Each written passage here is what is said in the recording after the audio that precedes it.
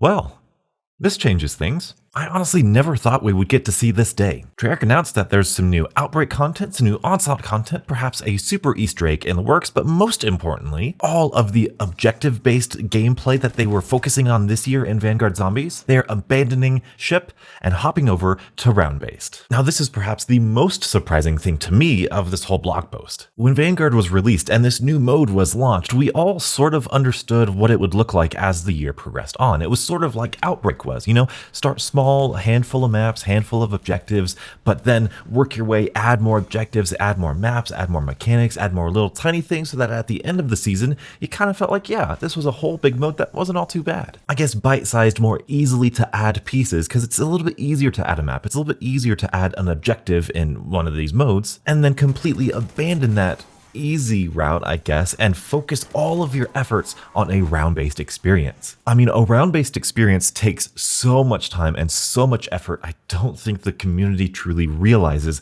what goes into a round-based experience. And it's for that reason that I was a little concerned, actually, when I first heard this news. Because of how much energy and effort they need to put into a round-based mode, I was afraid that it would take development time away from their future title that I really want them to focus on. But then I thought to myself, they are abandoning. They are completely not even doing any more of the Duranfang or the Terra Maldicta style of gameplay. So if I had the choice between more of those little tiny Duranfang type maps or like a couple, maybe one or two at most, really solid round-based experiences, yeah, I'd pick the round-based experiences. And now this is a big win for me, beautiful people. With this blog post, Treyarch showed their cards. They revealed that I was right. Granted, it was a pretty easy conspiracy theory here, but I was right about them needing to completely rewrite everything from the ground up because of this new engine. In this blog post, they say they have to completely redo stuff like doors and wall buys and zombie spawning and pathing. It's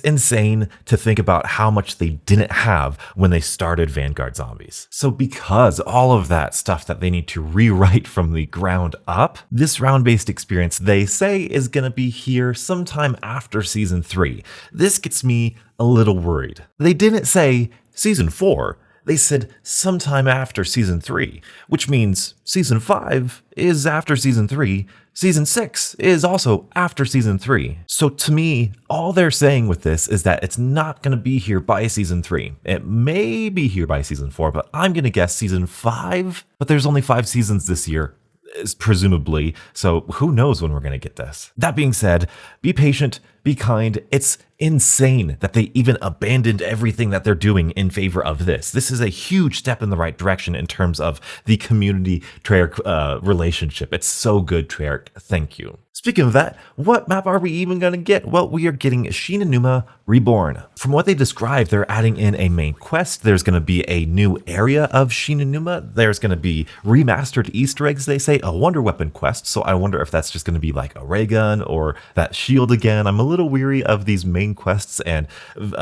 wonder weapon quests just because of Terra Maldicta kind of rubbed us the wrong way and kind of lost a little bit of that trust we had with Treyarch in regards to what we decide to call a main quest or a quest at all. But basically, what this sounds like is it sounds like that Shi-No-Numa is going to get the Black Ops 4 Aether map treatment. Now, granted, we've seen Shi-No-Numa before in Black Ops 1 and in Black Ops 3. Black Ops 3 is really the biggest remaster we've had, and then you could argue we've had it already in Vanguard Zombies, but I mean, you can't argue that the experience of Shi-No-Numa is the same in Vanguard Zombies, so But just the thought of grinding out weapon levels and camos on Shi-No-Numa, a map that has never really truly had Pack-a-Punch. I mean, in Black Ops 3 had Gobblegums, but never truly had a Pack-a-Punch or modern zombie systems. It's going to be kind of cool. Moving on, you may have heard a lot of people talking about some sort of a super Easter egg. Now, I want to caution everybody because super Easter egg has never been uttered by Treyarch. Here is literally what the blog post says. We'll also be adding a new secret for Zombies players to discover, particularly those who have conquered every main quest that Black Ops Cold War has to offer. And then they said,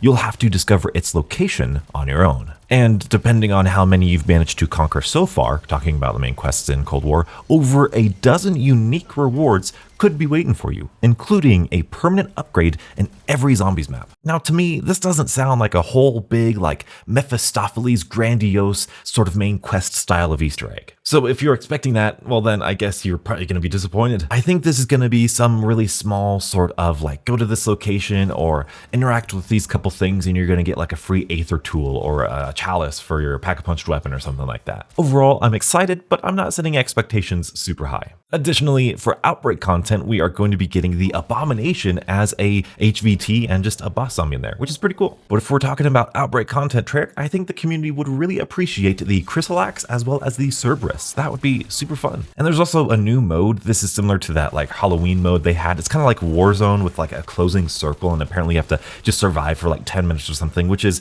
cool in a sense because, well, thinking back to the Halloween mode, I liked that because it increased the pace of Outbreak and it really just allowed players to run through the progression of Cold War in about 10 minutes, which is just super fast. To me, the biggest weakness of Outbreak is its pacing, and hopefully game modes will help alleviate those pacing issues. Speaking of new modes, Onslaught is getting a heap of modes. The first one they revealed to us is called Mystery Munitions, where you get random guns after like every surge or every like elite surge or something.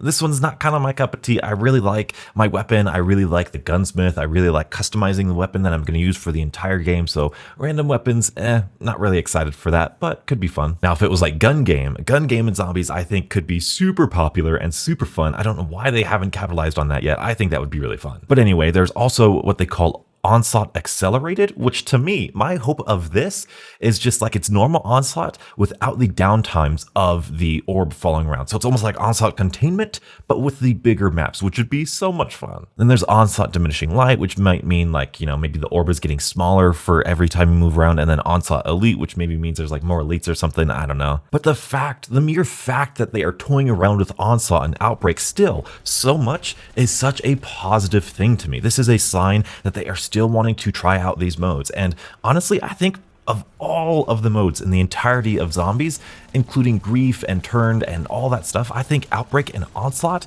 might be the most popular. And personally, I think they are the most successful in terms of a true divergent gameplay that players can replay over and over again. Don't get me wrong, Grief and Turned were fun in Black Ops 2, but I can't see myself playing those for those long duration of times like I could see myself playing Outbreak and Onslaught. I think Onslaught and Outbreak have a better foundation than those modes, and it's super refreshing to see Treyarch really playing with those modes and really playing with what the players are interacting with, and it makes me excited. Honestly, this whole blog post was just like a breath of fresh air. Like I was holding my breath, beautiful people. I was literally playing Cold War, Black Ops 4, I played a little Black Ops 3, and I was having the time of my life in zombies. I love zombies so much. I've been having a blast playing them, and then I would go back to Vanguard Zombies, and I would try so hard to find the things to like about it, and there are really tiny details that I do like about it. The engine I think is going to be so fun. I'm really interested in this round-based mode, beautiful people, for the engine and the perks and all that stuff, but playing Vanguard Zombies, this objective style Duranfang Terra Maldicta, it just it doesn't do it for me. It doesn't do it for me. Now is the time we need to retrospectively look at the entire Zombies franchise and really see what innovations we like, what innovations we don't like, and what innovations we want to see for Treyarch's next game. This is the earliest we have until Treyarch's next game, so let's make the most of it. So yeah, I've been going back and truly enjoying old zombie games, including Black Ops 4. Black Ops 4 I have fallen way back in love with. I love so many things about Black Ops 4. In fact, I just made this video of me completing my very first Easter egg in Black Ops 4. It was a blast. Be sure to subscribe or like that video, go to that video and check it out. But yes, also subscribe for more Call of Duty philosophy, like this video if you enjoyed it, join my Discord, and as always, stay beautiful.